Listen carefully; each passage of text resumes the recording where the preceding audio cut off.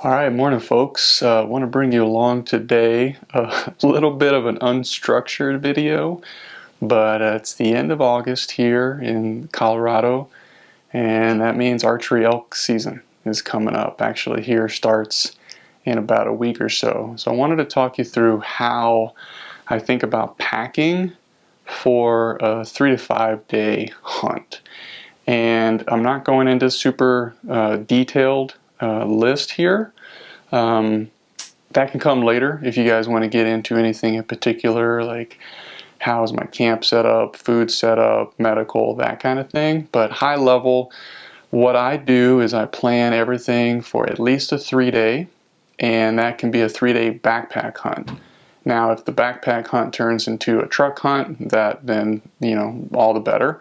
Or at least I'll have enough equipment for that as well.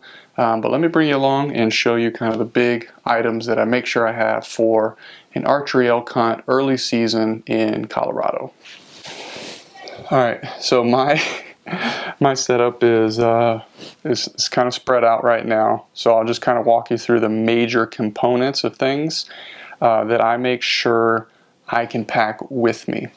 Now, before I get into anything, my constraint for a 3 day hunt is this backpack. Now, this is the KUIU, the Pro Pack 3500 series. So sleeping, eating, includes water purification, at least 3 days of food, all of my calls, etc. need to fit into this. So this is my constraint when I'm starting out for this initial packing setup.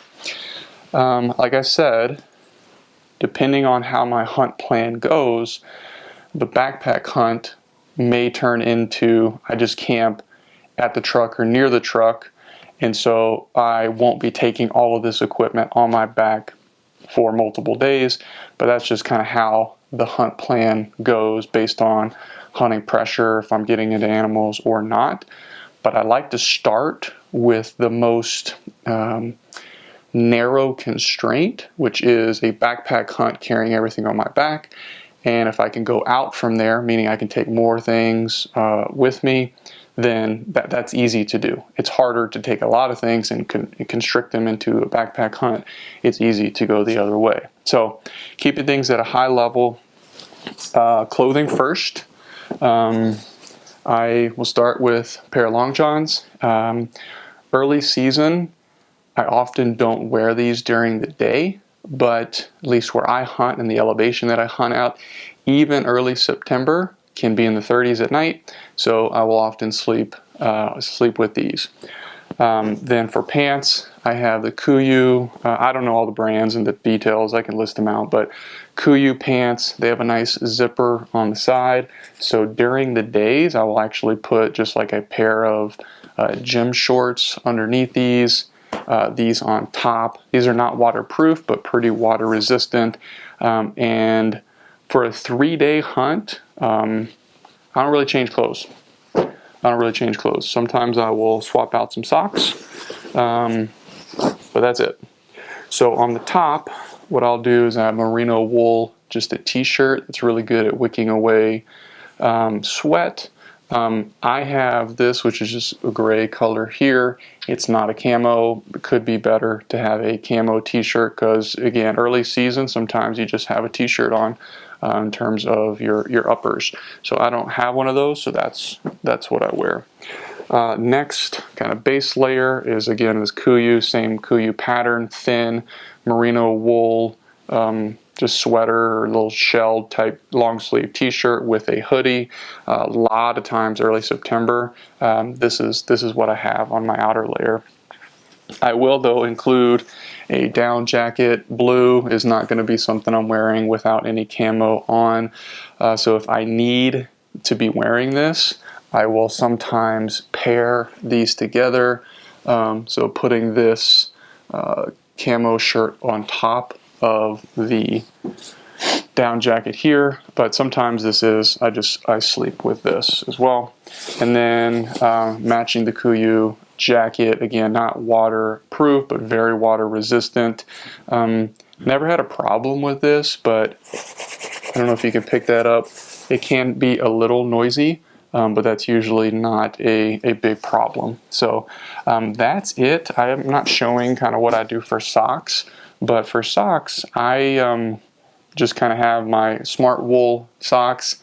Depending on your boot situation, I don't have my boots up here for this video, but can show those dedicated video. A lot of topics or a lot of things to cover when you think about what boots to wear, what part of the season. Don't want them to be too heavy, depending on how much distance you're traveling. But that's basically my clothing setup. In addition, I will have a beanie for cold mornings and nights. I will have a ball cap for during the day. I have just a basic handkerchief that, you know, can have 100 uses. Sometimes I will take, I don't know what you call these things, but basically this is, you put this on over your head to kind of sun protection for your neck. Also, it can give you a little face protection. And then different gloves depending on what the weather forecast will be. And then, like I said, my boots. Let me show you now sleep setup, broadly speaking.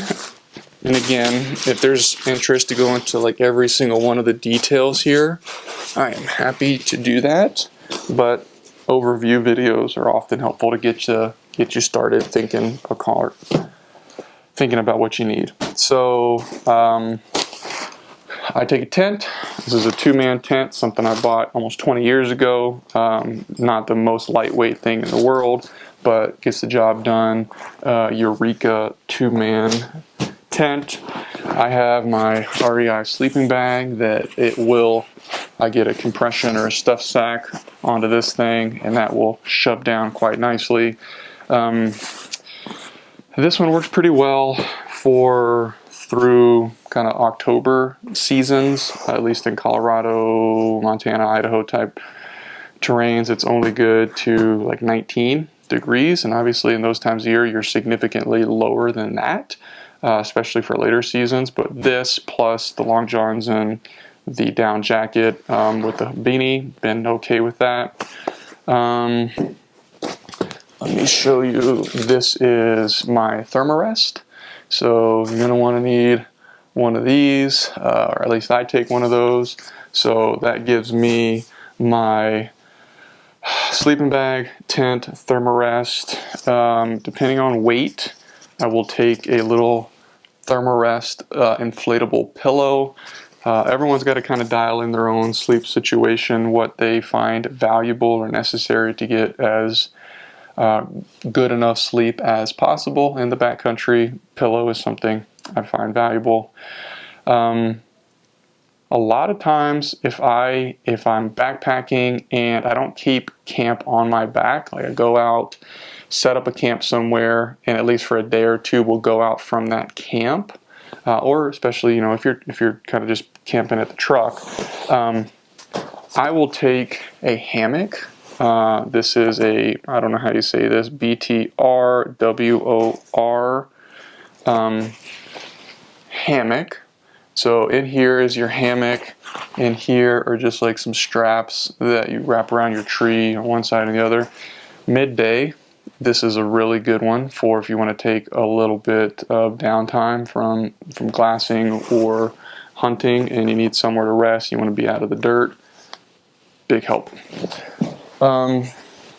Let's go here. Next, I've got my Vortex binoculars, Vortex rangefinder. While I am out in the field, that never leaves my person, meaning I have that strapped around me all day long.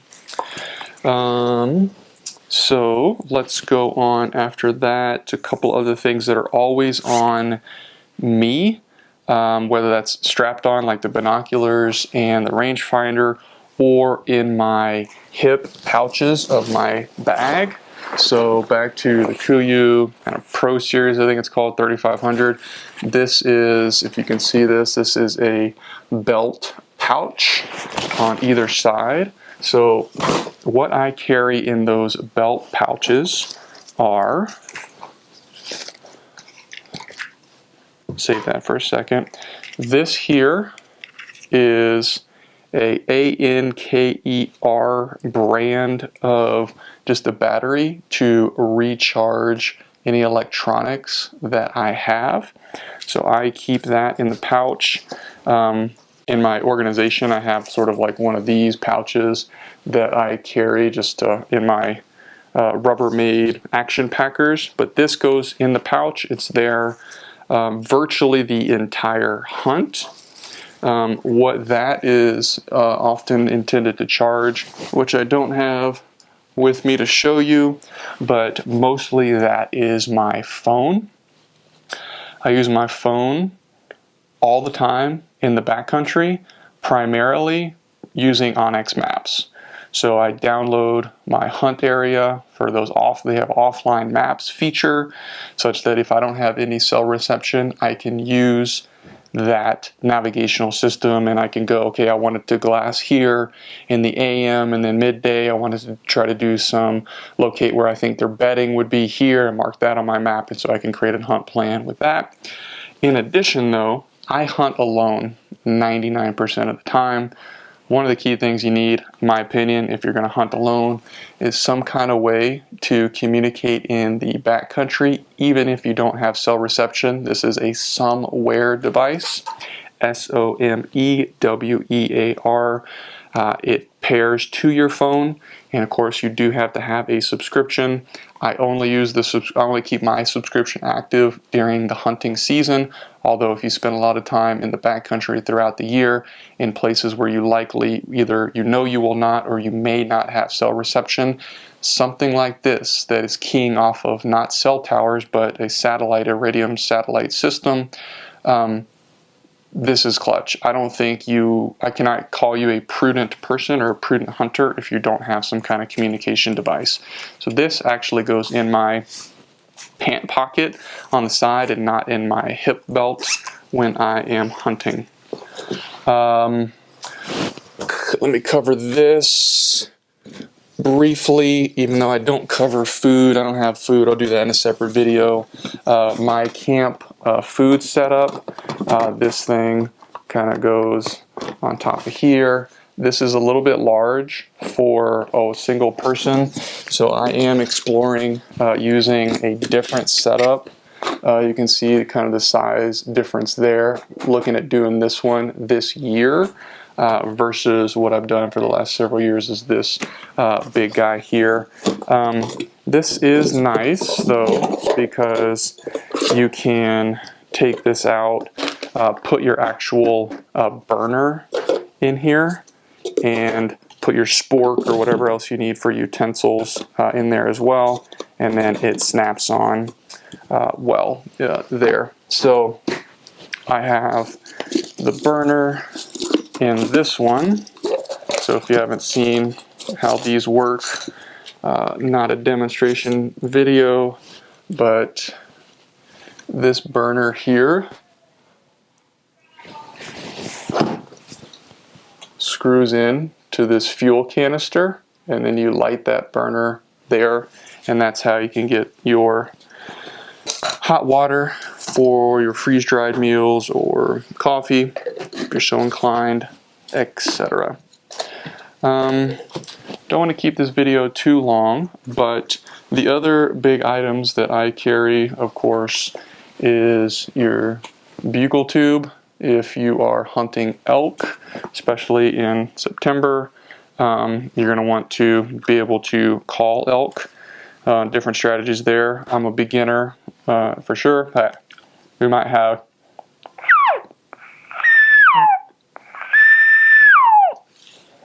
so different elk calls there. Those are called diaphragm calls. This goes on me at all times when I have my pack on. Bugle tube goes like this. I will come here, or sometimes I can put it like this, and it actually hooks right into a little part of my hip belt on my pack. So if I want to call, pull it out, bugle here, put it there, and then I'm back and hunting. One of the valuable things about onX Maps and the onX Hunt app in particular that I use is they have a tracker feature. So it does, it'll take a little bit of your battery, but you turn it on, you don't have to have reception. It'll track where you go in the backcountry. I don't always do that, but one time in particular, I am super glad that I did, because I'm out, I'm hiking, I'm hunting, I am really exhausted. You take off your bugle tube, you take off your pack, have a little lunch, have a little electrolyte drink or whatever, and when I did that, I left my bugle tube on the ground, and I was hiking half mile, 3/4 miles away. I went back to grab it to bugle and realized it wasn't there, and I left it back where I had stopped previously. But because I had that tracker feature on, I just looked at my phone, I backtracked my steps. Still took me a little while to recover it, about 30 minutes, 45 minutes once I got back there, but did not lose a bugle tube. So excited about that. A few more items that are super critical but won't go into tons of details is you need several different types of lights. I like a nice headlamp. I will replace the batteries before I go out and always take an extra battery too. For these, obviously at camp, at night, walking out to your spots early morning or coming back late in the evening, clutch.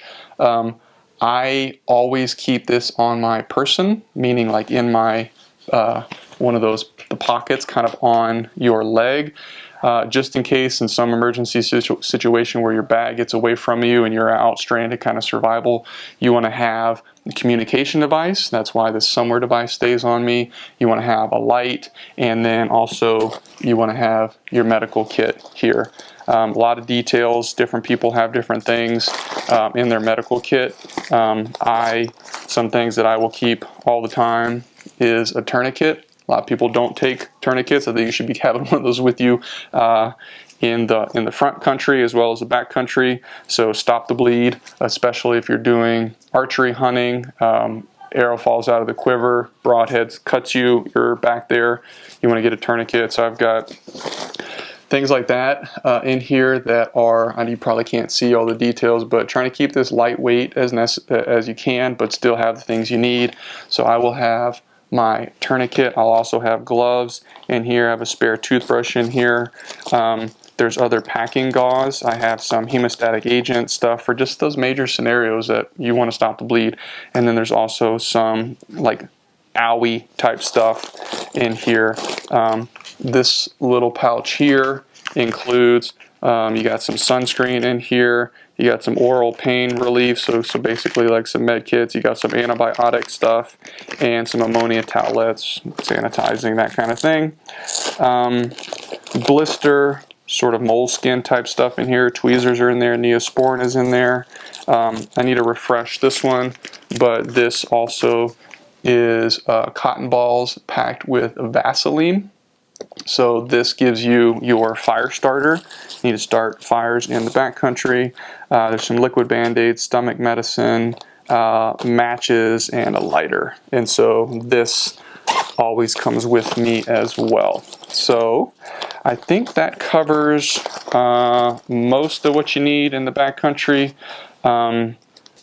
One big thing not shown here, because I'm basically just trying to show you what goes on my pack. Last thing that goes in there is my kill kit. So I just use this kind of zipper bag. My game bags are enormous, so find you some lighter ones. But I got my old timer fixed blade knife here. This is really great, super sharp. I love the fixed blade because you can really crank on that, whereas I'm not as convinced of the foldables that you can do that as much. But I also have outdoor edge. These are super sharp. These knives here, I really like the orange, especially at night when you drop it. So you got your blade there, and then if you press, you can't see it, but if you press a button here, it's going to release this blade out of that hole there, and then I carry in here 3 or 4 additional blades. So in these kind of knives, you are not sharpening your blades. I think they might be able to be sharpened, but for this case, you're not trying to sharpen them. You are just in the backcountry, and once one gets dull, you pop a new one in there. Rope, for a multitude of reasons, but tie your animal off so it doesn't fall down the hill, and then your game bags. Other than food, that is all I pack in my bag. Again, 3500 series to give you relative size. Sometimes I take gaiters that I didn't show. Last thing I will show, it doesn't go in the bag, but you know, if you don't have it, all you're doing is kind of taking a backpacking trip, not taking a hunting trip, is my bow. I shoot the Matthews bow here, the V3 from, I don't know, 1920, somewhere in there. So obviously this stays with me, and I will sometimes use this sling attached to the back of my pack so I don't have to carry the bow in my hand. Take quiver, put my broadheads on it, got my release there, and that is it. I don't think I am missing anything major for you all. You know, you take a few trips, you realize some things are working and some things are not working for you, and so you just adjust. I'm not an expert. I am learning, same as you all. If you're watching this video, you're looking to learn too. One of the best ways to learn, one of the best ways to improve is to take multiple trips. So easier said than done if you live in an area where you can hunt. If you're looking for an archery elk hunt and you live in a state or a region where you get a month-long archery season and you can take multiple trips, versus being like living in the South and having, you know, 1,500-mile drive or a big plane ride and that kind of trip. That's more challenging. But if you can, 1 or 2 trips, excuse me, 1 or 2 trips in a season is going to increase or improve your learning curve dramatically more than 1 trip over 2 or 3 years. Now that takes energy and time and money and all those kind of things. I'm not ignorant of those things. I have those constraints in a major way. But if you used this entire setup and you went out opening weekend in a week and you don't get anything, maybe you get into elk, maybe you don't get into elk, maybe the hunting isn't even that great, okay? But you have 2 nights, 3 nights with this camp setup, backpacking setup under your belt, and you might realize immediately those socks were terrible, or that stove rattled the entire time, or I don't actually need this piece of equipment, or that other. I don't even need to take my kill kit with me because I'm not that far away and that's adding too much weight, and so I'll go back to the truck to get it. You're going to learn all of that. And then if you plan the next week or even just one more time in September, you get a whole other round of opportunity to make those adjustments. So you'll go out your first weekend. When you come back, write it all down. This worked really well, do more of this. This didn't work well at all. And so that's something that I really recommend if you're able to do. If you're able to do it. Even if the hunting, quote unquote, is not good or you're totally unsuccessful on the hunt side, meaning you don't harvest something, getting the reps is you're just going to learn. Don't think of it as a failure, think of it as learning. And every time you're learning, you're improving, you're increasing your chances of success. So just my 2 cents on that.